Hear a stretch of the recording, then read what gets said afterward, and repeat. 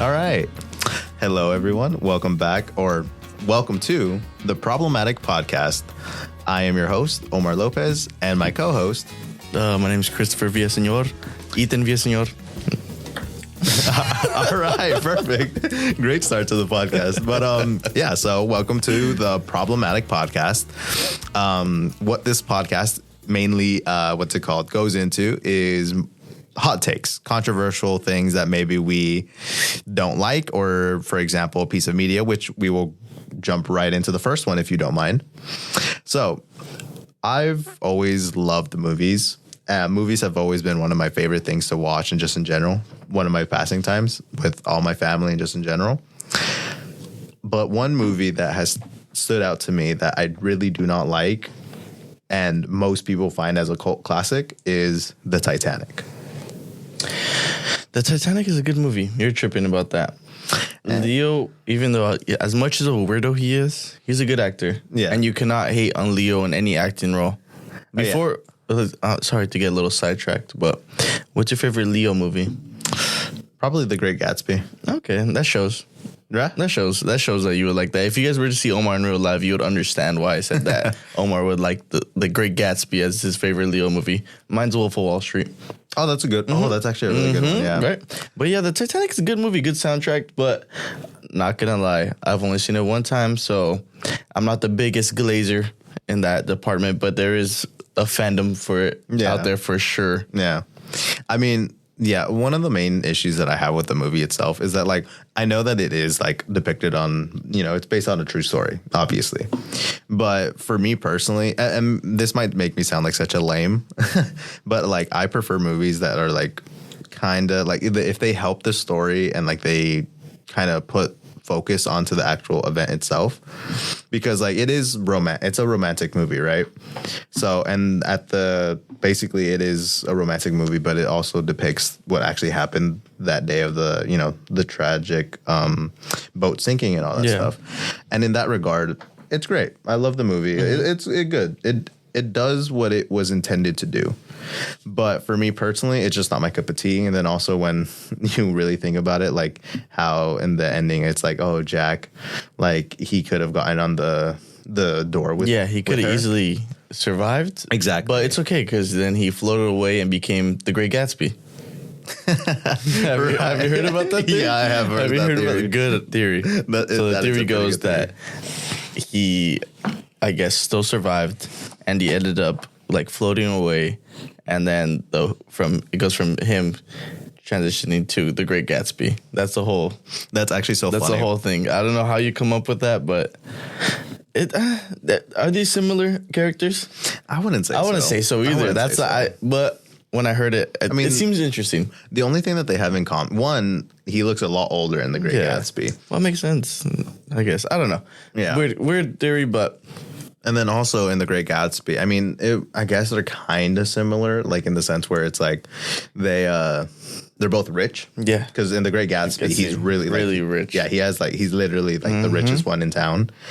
So, yeah, but that's my controversial take. I don't really like The Titanic. I can't really explain all that much of why. It's just something that I just genuinely don't like.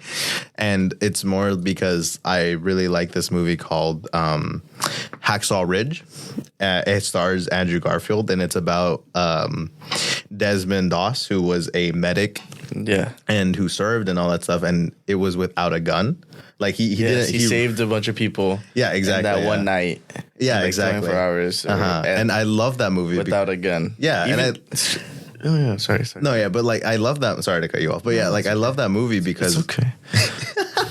But I love that movie because it's just, for me personally, I prefer those type of movies, and maybe it's just because I'm an action type of guy. Like I love action movies, like Marvel movies or just like spy movies or whatever. But like I don't know. But I just really enjoyed Hacksaw Ridge, like, and that's also based on a true story. But I think that the way that they did it and they handled the story was a lot better than the Titanic.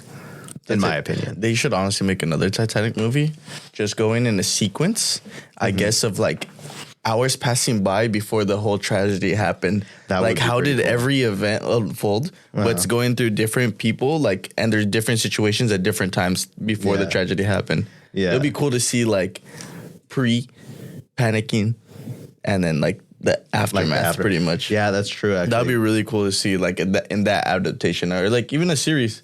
Yeah, because that'd be super cool to see something like that. Because you're right about the Titanic just focusing on a romance story. It's crazy that they had it like that, which is cool. It's a cool way of like going through it. You know, in a tragedy, there's still love. Yeah, which is cool to see. You know, people love that crap. It's a love movie. People love movies. Right. Yeah. So, but it would be cool to see another type of movie. Like that's true. That's true. All right. To move on to our next topic. Personally, I think that Tom Holland is the best Spider-Man. Wrong. Really? Wrong. Okay.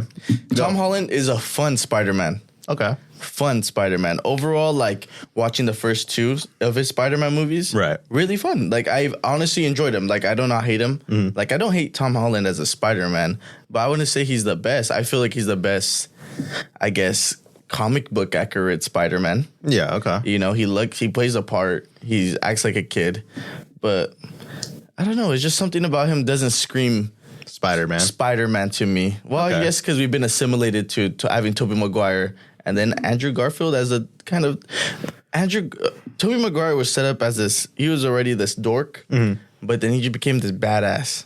Out of nowhere. So it made sense, though, because the suit gave him this confidence and everything else. So that's why I feel like he's overall the better Spider-Man, because he is what Spider-Man should be. Like something that you know is like a hero. And, you know, they try to build up Tom Holland to be like that. And I feel like it hasn't hit yet. Like, he still has to be carried pretty much. I could see that, like, you see that? Like, they literally, like, carry him. Like, he's Iron Boy Jr. for a reason. Oh, right. You know? Yeah.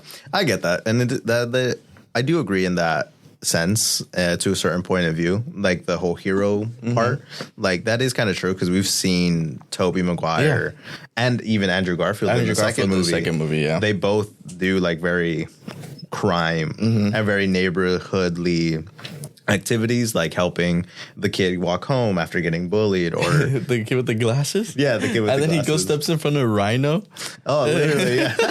Like, exactly, like those memorable moments. Like, I could get that part, because Tom Holland, I mean, in the first movie of Homecoming, Spider-Man Homecoming, he, he helps the neighborhood. Yeah, that's literally what it is. And it makes sense. It's the friendly neighborhood Spider-Man. Exactly. And so that's what, like, the cool part. I like that they did that kind of twist, but I feel like you're 3 movies in.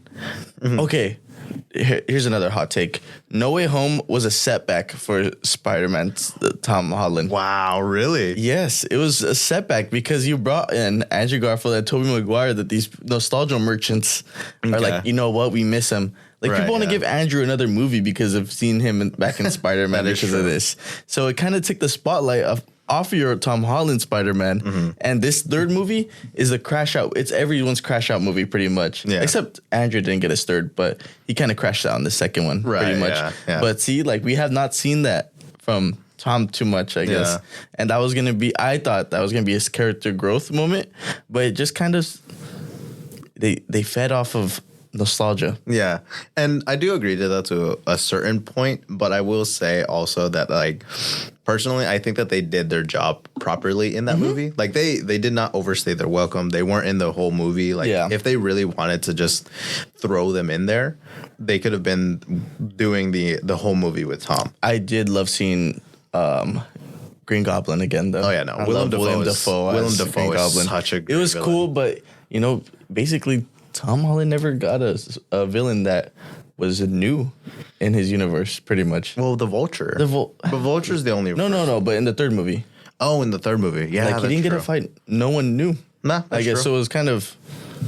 Like, he didn't get his own villain. Yeah, he didn't get his own villain, so... Yeah. That's my thing with that. It's just... They started him off with good. It was fun. I love the cinematography in it. I love the style that they filmed in. It's fun. It's meant to be creative and fun. Right. Yeah. And then you look at Andrew and Toby's movies. They're all dark. Yeah. And really shadowy. And that's stuff. Fair. But I don't know, that third movie, I would just love... I just hate waiting till another 2 years. Or another year, right? It's 2026? Yeah. Yeah. So another year and to see a fourth movie. But they kind of cleaned the slate. Yeah. To build up on this, but we shouldn't have to be building up from the fourth movie. True. Right. But that's kind of why I like Tom Holland's Spider-Man. I do prefer, honestly, him being on his own and not being like Iron Man Jr. and stuff. But the fact that they did reset him in the third movie, I feel like it was necessary. And now we will be able to get like those classic stories that that we all like from Spider-Man. He won't be having no one to depend on. It'll be just him, like how Toby and Andrew were. Go. So I think that's why I really like how where they're going with this. And then just my own personal reasons of why I like Tom Holland so much is because I can relate to him more. I feel like because we actually saw him in high school and he was actually a teenager when he started filming the first Spider-Man movie. Both Andrew and Toby, as much as I love them both because, you know, I grew up with Spider-Man, they're 30. They were like in their 30s portraying like a 16, 15-year-old. And I couldn't really relate to them because they looked so much older. But when I saw Tom Holland's movie, I was like, oh my God, no way. Like, and I was also in high school at that time. So like I was able to resonate with that a lot more. So I think that's kind of a reason why I just personally like him more. And then also just in general, like, you know, he's in the MCU, which I've loved. Like I love Iron Man, Captain America. I love that whole universe. So finally seeing my favorite character of all time being with them, it kind of just made me like, oh my God, this is so cool. I finally get to see Spider-Man with Captain America, Iron Man, and all these, you know, these heroes that I got to watch. So that was cool. I would say that, that's the main reason why. I mean, I get your valid point. Like maybe mine would change when the fourth movie comes out. But maybe. Yeah, I just don't. MCU was down in their luck, needed money. Marvel needed money, and you could throw in how are you going to bring in more people to watch this movie in? You bring in Tobey Maguire and Andrew Garfield. Yeah, that's true. There we go. I'm curious to what you guys think, the audience. Who's your guys' favorite Spider-Man? Let us know. But yeah, to move on from the spider talk, there is also a movie that I am not particularly a fan of. And I know that most people are probably most people will either agree with me or disagree with me. And that movie is Napoleon Dynamite. Great film. Really? You really think it's a great film? No, it's not a great film. Okay. Give me 3 valid points why Napoleon Dynamite is I not good. I give you 5. Okay, give me 5. Okay. First reason, it's boring. Nothing happens in the entire movie. It's like essentially a slice of life, which could be interesting. There are movies that have done more interesting slice of life type of, you know, movies and stuff. So that's 1. 2, the dialogue, like just the interaction, like they're funny. Don't get me wrong. Like it is entertaining, I would say, in the slightest. But like the dialogue, it's just very stupid, in my opinion. It's funny to a certain extent, but like sometimes when I'm watching the movie, it's just more like I think to myself, what am I watching? And then 3rd, there's nothing interesting. If you're not going to have like interesting shots, let me be specific. If you're going to have a movie where it's just slice of life and it's literally just, you know, teenagers hanging out, at least have some interesting, like, you know, cinematography shots, you know, just to make the scene look more interesting. And that's another thing. That's my 4th point. The setting that they are in is really boring. They're literally in the middle of nowhere where nothing happens, and it's literally just the house, the high school, or dirt. Like, there's nothing interesting. The setting, the background, all of that, it's really, really bland for me. And then 5th, the story, the main thing, the story, it's not really that entertaining. Like, for like the first half of the movie, you're just following along. You're just following Napoleon Dynamite, or Napoleon just do whatever he wants. And then it isn't until Pedro gets interested in running for president, then it becomes that part of the scene. But at the end of the day, there is no real plot. It's just teenagers being teenagers, you know, living through high school, which is fine. Again, like, it's not like I completely hate this movie. It's just, I don't see the appeal. I don't know. I don't see why it's a cult classic. And don't get me wrong. I am all up for like dumb movies. Like most people call it, like Shrek, for example, that has lived. Shrek isn't a dumb movie. No. It's a masterpiece. Exactly. But I'm saying like those type of movies that are like back then, those are that are cult classics. I get that one. But Napoleon Dynamite, I don't see it. It's funny. Don't get me wrong, but I just don't get it. It's, you know what? Omar, you're a child, bro. You're a child. How am I a child?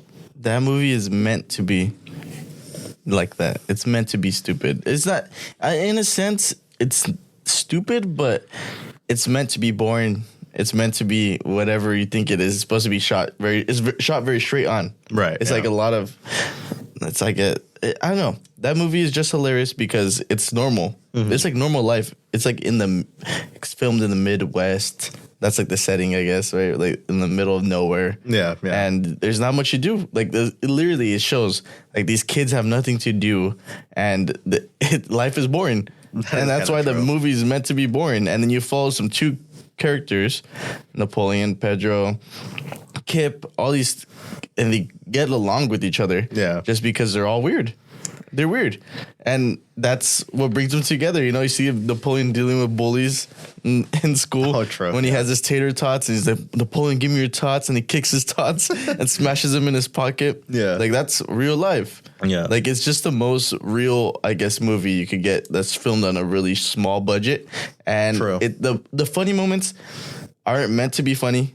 Pretty much, they just make you laugh because it's so real. Yeah, like I think my favorite part of that movie is Rex Kwon Do when Kip goes like that. Yeah. Crap's hilarious. It's supposed to make you feel awkward and weird. Yeah, and that's the whole point. That's just trying to convey. Like they made a good movie out of nothing, and it works, and people love it. You know, you might be one of the people that does it, but there's a lot of people that love that movie. I'm one of those glazers right there.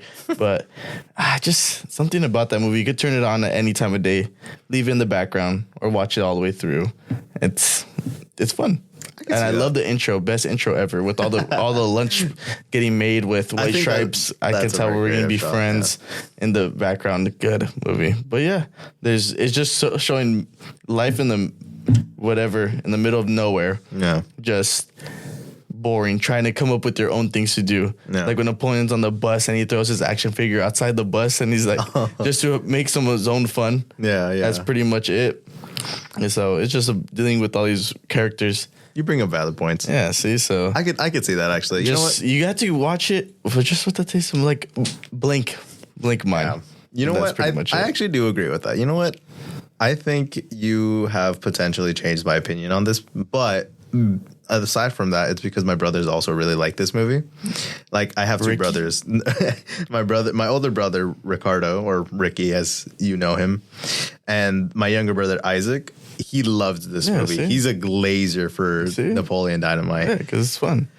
Yeah, it is a. Don't get me wrong. I do kind of feel like I am contradicting myself because like I love that type of humor because of like The Office. Yeah, it's dry humor. Yeah, it's dry humor. Like The Office, it's not Office is more punchlines. Yeah, but like that's like more punchlines humor. But it's subtle too. It's subtle, yeah. But this one's more like they're not trying to make jokes. Yeah, that's true. That's literally just literally dry humor. You're not laughing with him. You're laughing at him. Yeah, pretty much type of thing.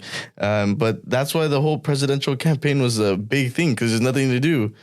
Like think about how big that crap was for no reason. But then you think about it, these kids have nothing else to do but spend their time doing nothing. Yeah, and just like anticipating the election. That's actually really fun. Mm-hmm. You bring up really good valid points. See, you gotta think like that, Omar. See, that's why I say he's a child. You guys get me now?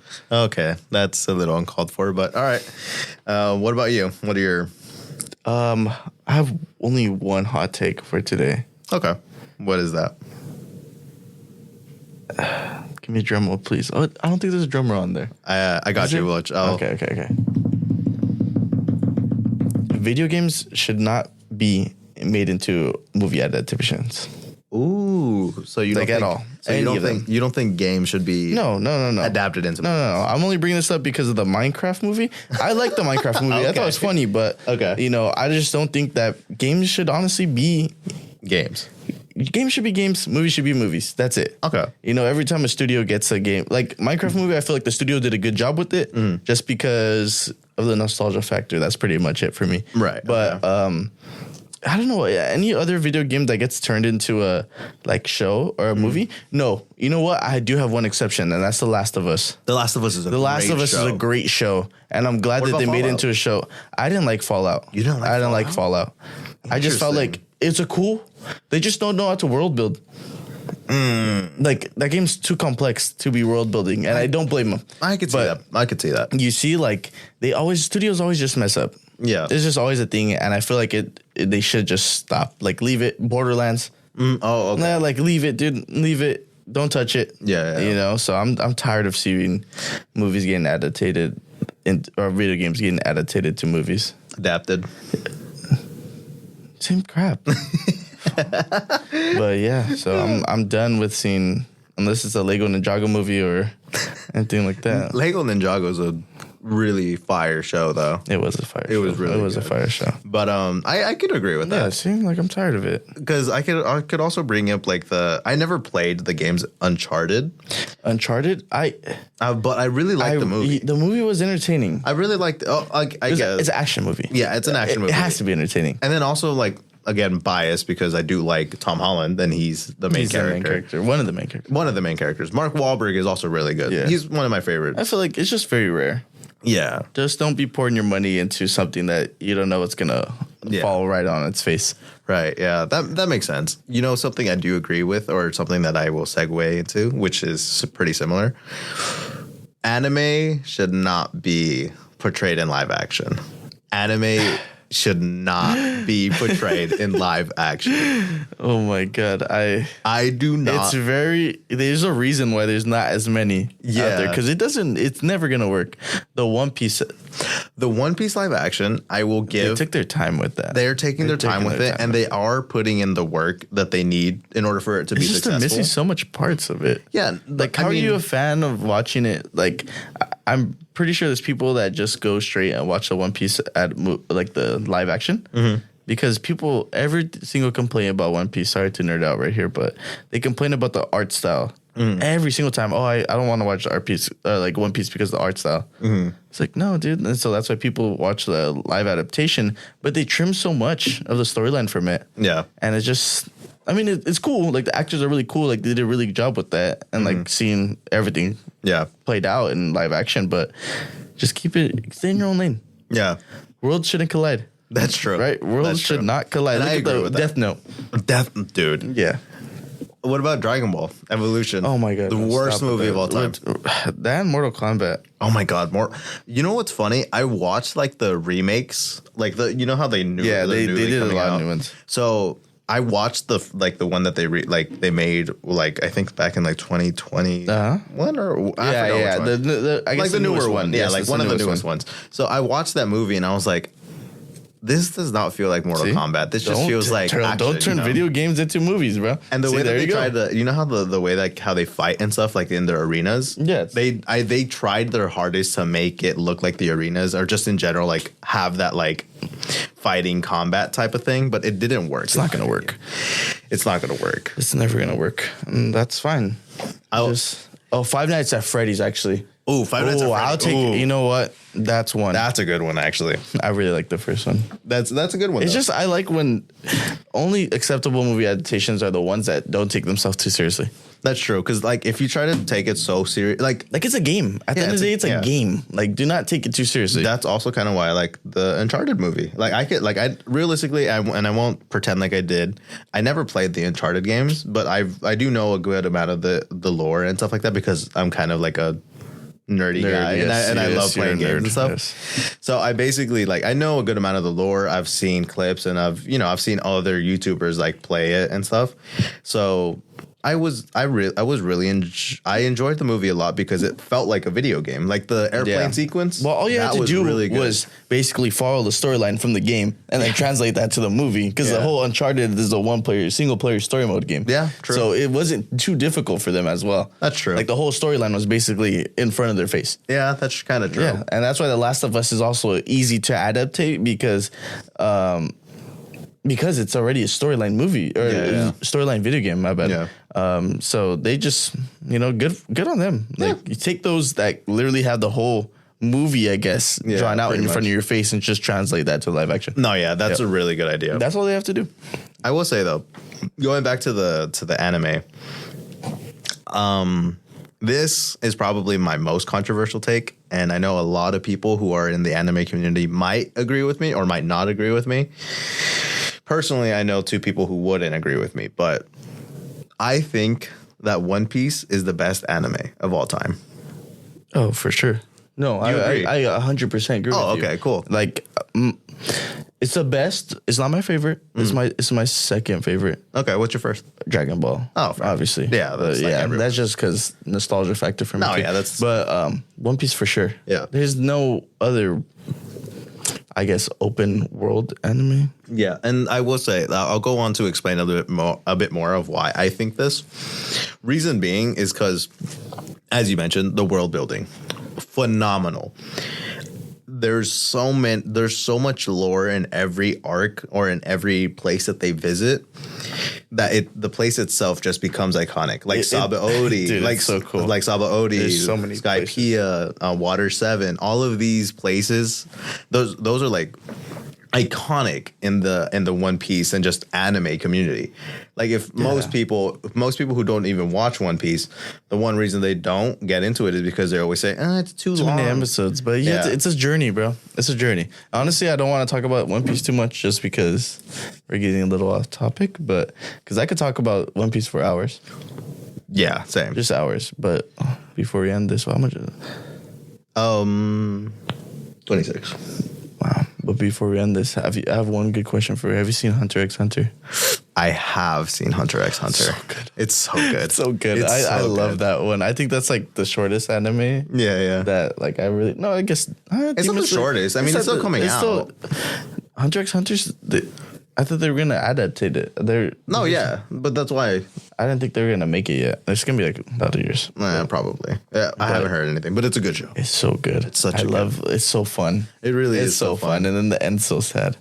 I know, dude. It's so sad, bro. I cannot get past that ending. Like I just hate seeing Gon like that, bro. It's not real. I know, literally, but. All right. Well, with that, I hope you guys enjoyed our problematic podcast. We did go off a little off topic, but I mean, let us know if you guys agree with any of our takes. Just to recap, I do not like the Titanic. Tom Holland is best Spider-Man. I will die on a hill for that. Napoleon Dynamite, I have switched a little bit. I feel like I've opened my brain a little more today. Yeah. That whole Titanic thing, I 100% get with you on that one now. I feel like I'm more swayed towards your end now. Okay, cool. Yeah. So Napoleon Dynamite, I am coming around. And then, again, One Piece, best anime of all time. Yeah. See, look at disagree, agree. Okay. You know, that's fair. Yeah, that's fair, right? You know what? There you go. I'll take that. Okay. All right. Well, we hope to see you on the next one. All right. Take care, guys. See you next week.